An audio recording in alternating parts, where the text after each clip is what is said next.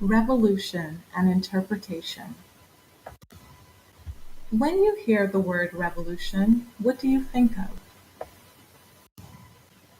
Violence, bombs, murder, coups, explosions, collapsing walls, falling buildings, death? If in your mind these thoughts were conjured, you would be justified. There have been many brutal, bloody, and vicious events that have led to marked change.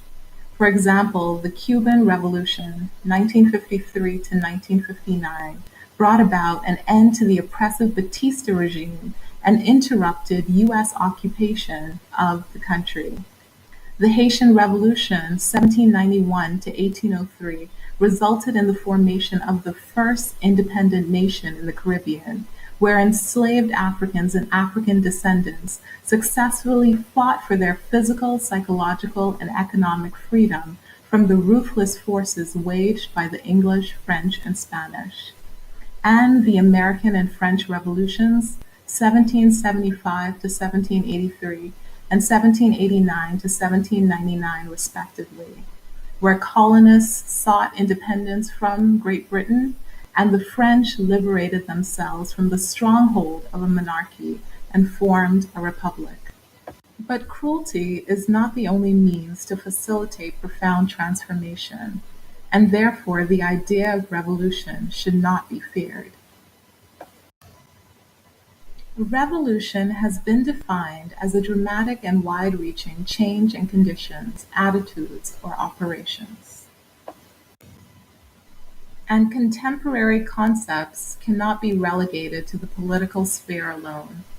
Revolution can be social, psychological, scientific, etc., contributing to great shifts in culture and ideology.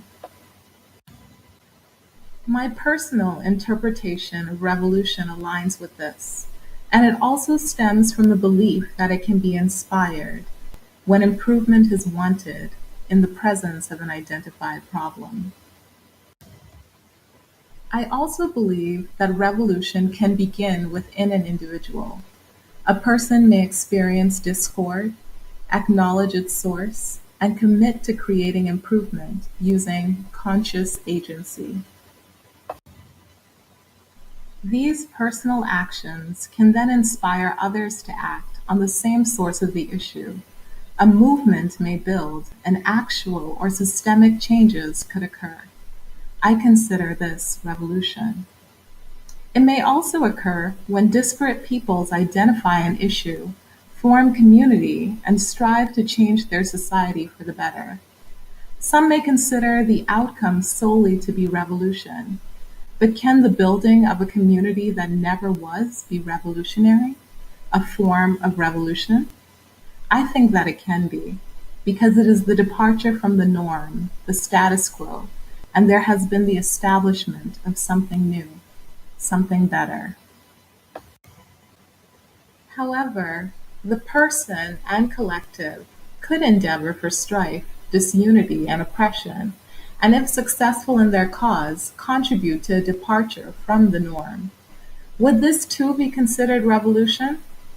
Based on the definition, it would. And then a counter-revolution would be needed. It is my hope, though, that all revolutions are directed towards a better existence. But we must first know that better is possible.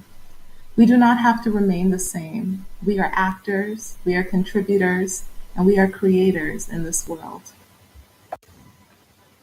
I think the following constitute a positive revolution. First, it has a basis in truthful acknowledgement of often dreadful realities. There is a commitment to building and constructing new and improved conditions. And finally, there is execution, doing the work necessary to bring about lasting change, especially in the lives of the exploited, the marginalized, the persistently victimized, all with the aim of upending the status quo. This is what revolution can be. So I encourage you to embrace the term. Don't fear it. Find your niche and live it. revolution, and interpretation.